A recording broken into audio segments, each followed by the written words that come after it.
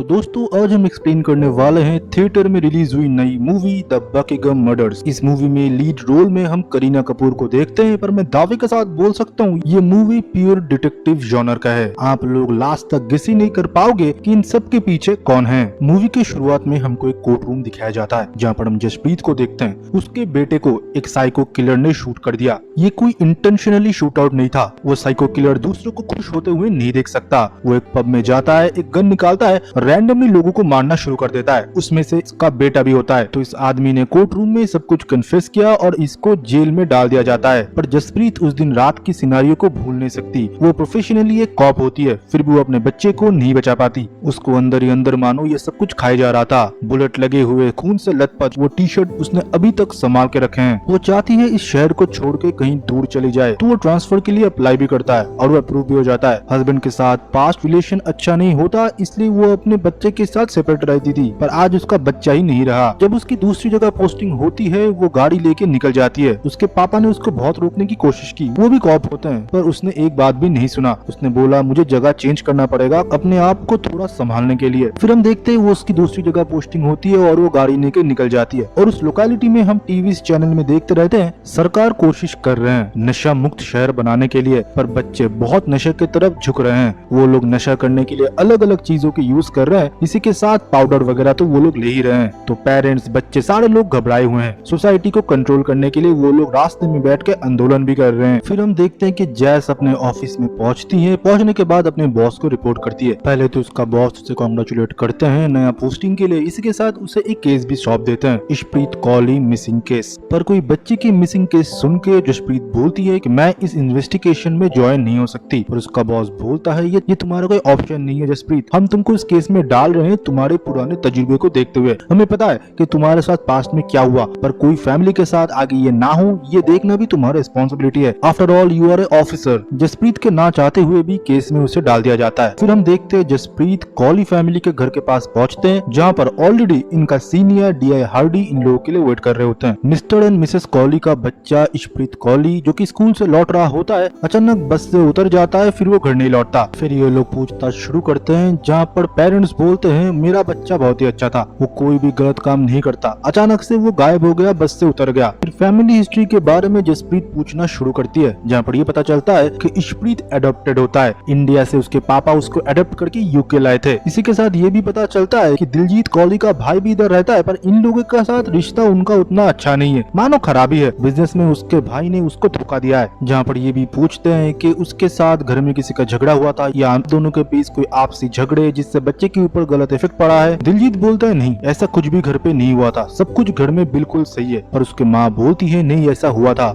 जब से उसके मामा ने उसे चाटा मारा है, तब से वो थोड़ा अपसेट रहने लगा था। तब जब पूछती है कि असलियत में क्या हुआ था, असलियत में सिगरेट पीते हुए इशप्रीत को उसके मामा ने देख लिया था। तब उसका चाटा ही सिर्फ नहीं मारा, इंस्टाग्राम पे वीडियो भी अपलोड कर दी, जिससे उसका थोड़ा इंसल्ट फील हुआ। साइड में खड़ा हुआ हार्दिक, जो कि दिलजीत का ही छोटा भाई है, वो बोलता है कुछ भी नहीं हुआ, आप लोग इन सारे बातों को अब क्यों बोल रहे हो, भांजे को मिसिंग हुए बहुत टाइम हो चुका है, आप लोग उनको ढूंढिए। पर जैस बोलता है ये एक प्रोसीजर है जो हमको करना पड़ेगा। उधर से सारा इन्फॉर्मेशन लेने के बाद वो लोग हेडक्वार्टर पहुंचते हैं एंड बस के अंदर CCTV वीडियो को वो लोग प्ले करते हैं। विदेश के बस पे CCTV होते हैं, ये तुम स्कूल बस मान लो या तुम पब्लिक बस मान लो। बस के वीडियो चेक करते टाइम ये पता चला कि इशप्रीत रई पार्क के उधर उतर चुका है। फिर पुलिस की पूरी टीम उधर जाती है एंड इन्वेस्टिगेशन करना शुरू करता है, मतलब खोजबीन पूरी रात चलती है। एक के बाद एक वो लोग कोशिश करते हैं सबूत ढूंढने के लिए। पानी में भी स्कूबा डाइव लगाया जाता है, पर कोई भी सबूत हाथ नहीं आता। पर मानो DI हार्डी को कुछ दिखता है, पर वो किसी को नहीं बुलाता। फिर अगले दिन सुबह हम देखते हैं DI हार्डी बोलते हैं तुम लोग टीम थक चुके होंगे, और वो अपने एक फेवरेट ऑफिसर को अपने साथ लेके चला जाता है, जो कि उसको भाई की तरह मानता है। वो जैस को भी घर भेज देता है, ये बोलते हुए कि पहला कॉल मैं तुम्हें ही करूंगा अगर मेरी कोई लीड हाथ में आई। फिर अगले दिन सुबह इनके हाथ लगते हैं इशप्रीत की बॉडी, जो कि देखने में लग रहा था कि पानी में डूब के मरा है, पर वो एक गाड़ी के पहले सीट में था, गाड़ी का दरवाजा खुला हुआ था। फिर पोस्टमार्टम वगैरह होता है और पता चलता है कि पानी में डूबने के वजह से और गला घोटने के वजह से ही उसकी मौत हुई है। इशप्रीत की माँ बाप फूट फूट के रोने लगते हैं और मानो जसप्रीत को अपने बेटे का विजन इशप्रीत के अंदर दिख रहा होता है, वो भी अंदर से झंझोड़ चुकी थी। इशप्रीत के क्लासमेट से पता चलता है कि पियानो सीखने के लिए हर रोज स्कूल से बाहर जाया करता है, पर कुछ टाइम से वो गया नहीं। और दूसरी जगह हमको ये भी पता चलता है मिस्टर कौली और मिसेस कौली के बीच दाम्पत्य जीवन बिल्कुल भी अच्छा नहीं होता। दिलजीत कौली बाहर एक लड़की के साथ अफेयर में थे। वो लड़की और कोई नहीं, वो लड़की इशप्रीत को ही पियानो सिखाती थी। दिलजीत चाहता था कि उसका लड़का उसके गर्लफ्रेंड के साथ अच्छे से घुल मिल जाए और दिलजीत ये भी चाहता था कि वो मिसेस कॉली से डिवोर्स ले ले। मिसेस कॉली हमेशा डरी सहमी रहती है, वो अपने बच्चे से बहुत प्यार करती है और मिस्टर कॉली भी। माँ बाप में तो बच्चे के लिए बहुत प्यार था और इंटरोगेशन में ये जसप्रीत को भी पता चल चुका था, पर प्रोसीजर के लिए इन दोनों के बारे में पूछना पड़ता है कि जिस दिन जसप्रीत मरा था उस दिन ये दोनों कहाँ थे। दोनों ही अपना जस्टिफिकेशन दे देते हैं और वो सही भी बैठता है। फिर पुलिस को एक क्लू मिलता है, जिस गाड़ी में जसप्रीत का बॉडी मिला था वो गाड़ी और किसी के नहीं, दिलजीत के भाई का होता है, जो कि उसका बेटा चलाता है। वो नशे के सारे सामग्री लेता था, उसके साथ उसका एक दोस्त भी होता है। यहाँ पर पुलिस को पता चलता है वो दोनों उस दिन उधर गए थे। फिर उनको कस्टडी में लिया जाता है। साकिब टोटली डिनाई कर देता है। फिर जब उसे गाड़ी दिखाया जाता है, फोटो दिखाया जाता है, वो बोलता है क्या खुली पार्क में कोई जाके घूम नहीं सकता। और बाहर के देशों में मुजरिमों को भी या सस्पेक्टों को भी खुद का लॉयर मिलता है, जो कि ऑब्वियसली स्टेट ही प्रोवाइड करता है।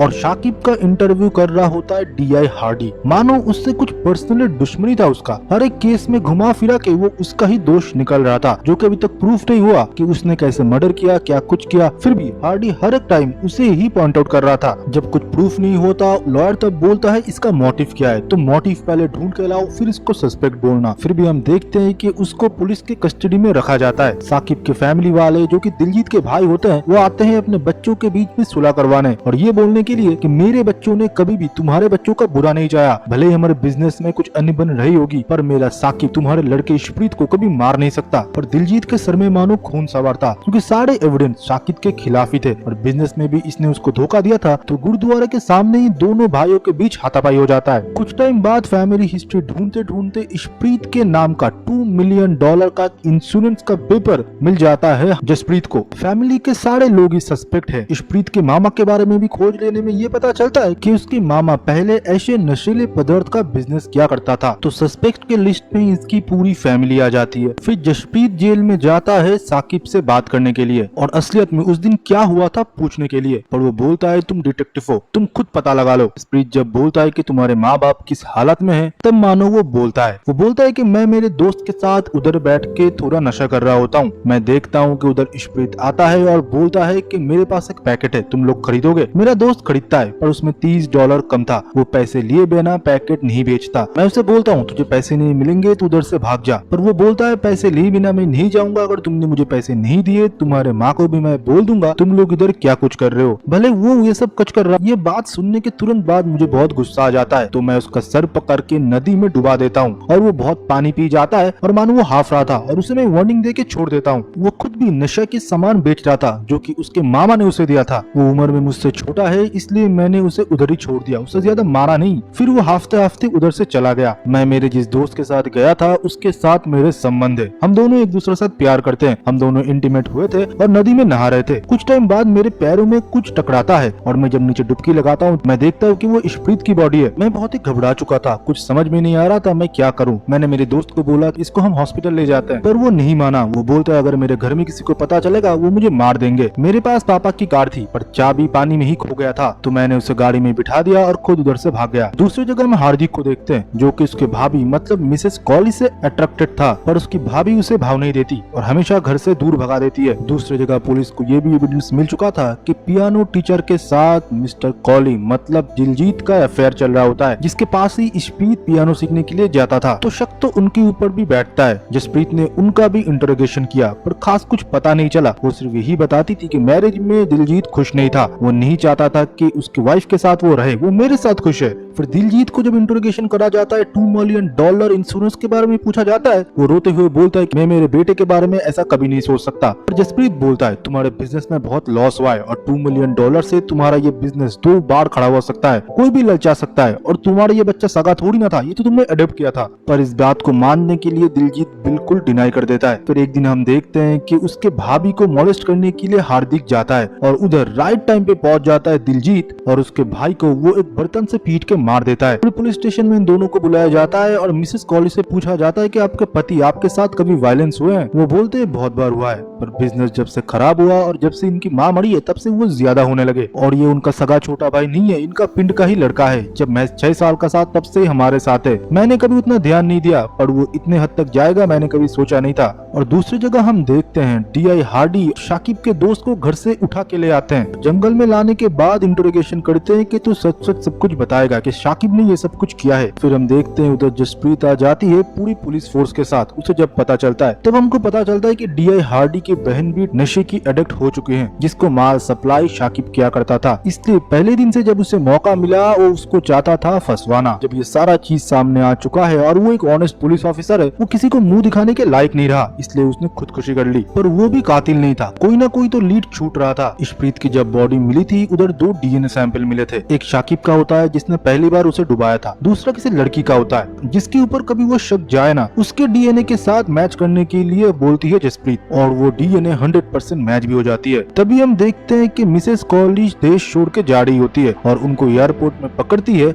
जसप्रीत। फिर आता है कन्फेशन का टाइम। वो बोलती है कि जब मेरा शादी दिलजीत से हुआ था तब से मेरे जीवन झंड हो चुका है। इंडिया से ले आके मुझे यूके पटक दिया, फिर इधर मैं नौकरानी बनी इसकी और इसकी माँ की, फिर एक बच्चा अडॉप्ट किया, वो मेरे मर्जी से नहीं था, इन दोनों को चाहिए था। पहले इसके बूढ़ी माँ को देखो, फिर इस बच्चे को, फिर इस जानवर को। मुझे बिल्कुल भी प्यार नहीं करता था वो तो प्यार ढूंढता था उस म्यूजिक टीचर के पास। और जिस 6 साल के बच्चे के बात मैं कर रहा था ना, वो जब थोड़ा बड़ा हुआ मुझे अटेंशन देने लगा, भाभी भाभी पुकारता था और मेरे इर्द गिर्द घूमता था। मुझे लगा कोई तो मुझे अटेंशन दे रहा है, पर मर्दों वाली प्रॉब्लम, वो अपनी लाइन भूल जाते हैं। वो चाहता था कि वो मेरे साथ सोए, पर मेरी मर्जी नहीं थी। मैं सिर्फ चाहता था मेरे बातों पे वो नाचे। मैं दिलजीत को तकलीफ पहुंचाने के लिए इसको राजी कराया कि उसको मैं वो दूंगा जो वो चाहता है, इसके बदले इशप्रीत को उसे खत्म करना पड़ेगा। जब शाकिब ने पानी में डुबा के उसे छोड़ा था, उसको रास्ते में मिला था हार्दिक और मौके का फायदा उठा के उसने उसको डुबा के मार दिया। पर उसको गिल्टी फील होने लगा कि उसने ये क्या कुछ कर दिया। मुझे बोलने लगा मेरे साथ भाग चलो। फिर मैं उन्हें बोला कि मेरे साथ जितना भी तुम्हारा रिश्ता है तुम खत्म कर दो। जब वो मना करा तब मैं नाटक करा कि उसने मेरी बलात्कार करने की कोशिश की और तब गुस्से में दिलजीत ये सब कुछ देख लेता है और उसे मार देता है। मुझे पता था दिलजीत शॉर्ट टेम्पर्ड है। तब जसप्रीत को गुस्सा आता है, वो बोलता है हार्दिक और इशप्रीत दोनों ही बच्चे थे, अगर तुम्हें गुस्सा निकालना था तो तुम दिलजीत पे निकालते। वो बोलती है आप समझे नहीं, मैंने गुस्सा उसके ऊपर ही निकाला। इशप्रीत को वो बहुत प्यार करता था, अगर वो मुझे वो प्यार देता जो मुझे चाहिए था तो कभी ये नौबत आता नहीं। वो बच्चे तो मर गए, मैं तो अभी भी जिंदा हूँ। इससे कस्टडी में ले लिया जाता है। तब वो जाता है दिलजीत से बात करने के लिए। दिलजीत बोलता है अगर शॉर्ट टेम्पर के चलते हुए मैं इसे भी मार देता तो अच्छा होता, बांझ है वो, बच्चा नहीं पैदा कर सकती, इसे रख के मैं क्या करूँ। और ये बात सुनने के बाद इशप्रीत उसे एक चाटा लगाता है। अगर आप इस मूवी की एक के बाद एक कड़ी जोड़ोगे आपको लगे कोई ना कोई अपने जगह जस्टिफाइड है। मुझे तो एक्सप्लेन करते टाइम ये लगा, पर कभी भी मैं ये नहीं बोलूंगा कि बच्चों को मारना, रिवेंज लेना ये सही है। मैं मूवी के पर्सपेक्टिव से बोल रहा हूँ। फिर हम देखते हैं जसप्रीत मानो अपने बच्चे के ट्रॉमा से धीरे धीरे उभरने लगी थी। और इसी के साथ बकिंघम मर्डर्स मूवी का एक्सप्लेनेशन खत्म होता है। वीडियो पसंद आए तो वीडियो को लाइक करें एंड चैनल को सब्सक्राइब जरूर करें।